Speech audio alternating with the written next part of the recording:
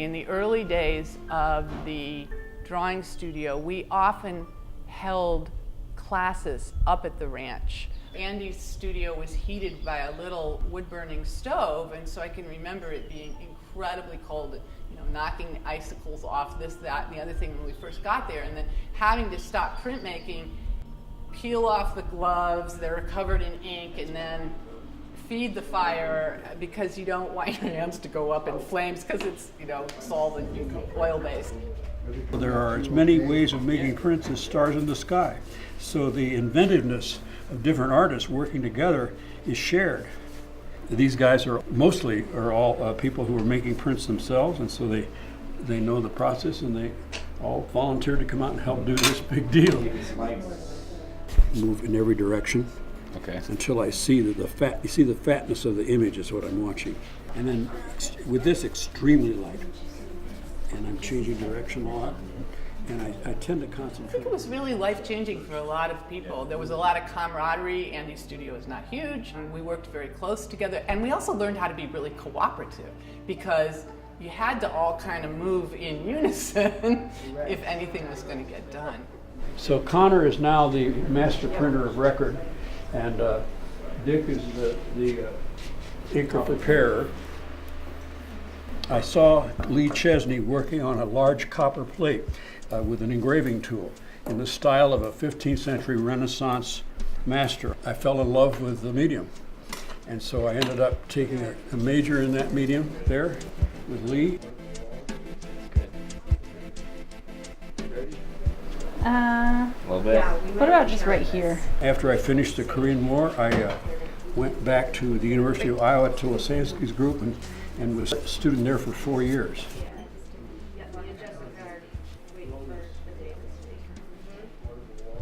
That's good.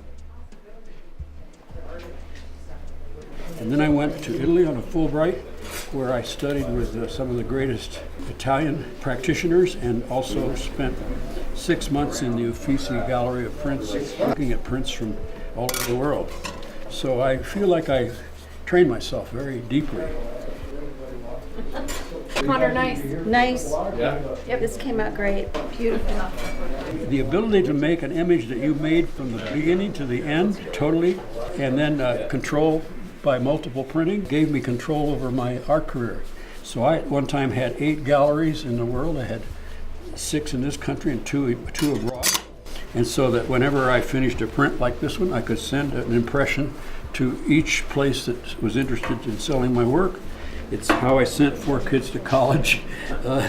And I moved my studio out here after starting the first print department at the University of Arizona. Actors work together all their lives after school, musicians, etc. But artists go off and work alone in a room for the rest of their life, and it's a drag.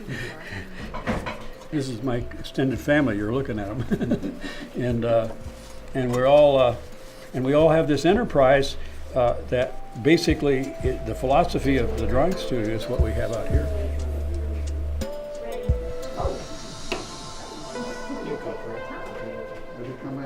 Bring the one in the yellow, a little smaller in the yellow frame, that one, yes.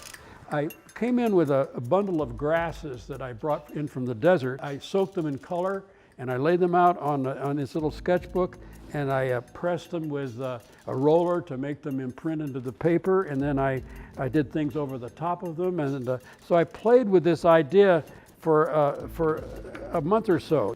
But I was taking care of my wife, Anne, who had gone into 9 years of dementia, and I had no energy for exploring new work while she was my life for 9 years. But she passed away last April, and somewhere around June, as I was kind of trying to discover how to be without her, I began to explore this in larger forms, and I began to bring in buckets of grasses. And so this represents what's been coming of this now.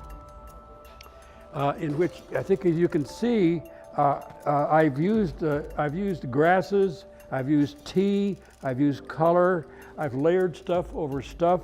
This is all much closer to the desert that I love than the conventional things that I and a lot of people have done in the past. And each each one I start with, I never know where it's going to go. It never ends up in anything I thought I'd ever make. But at a certain point, something in me says, I think that's it here. Let's stop for a while. And so I've got about 35 of these now, and I'm very excited about what's going on and looking forward to what's next. You need to be exploring what's deepest in yourself that makes you be glad to be alive. And so this is doing that for me right now, at my age of 86. I'm at the end of my life. That is, I'm 86. Actuary, I read the obituaries every morning, so actuary tables tell me that I'm in a zone in which we start leaving pretty much right now. I've had 4 serious deaths in my life in the last 6 months, so I'm aware my friends are leaving.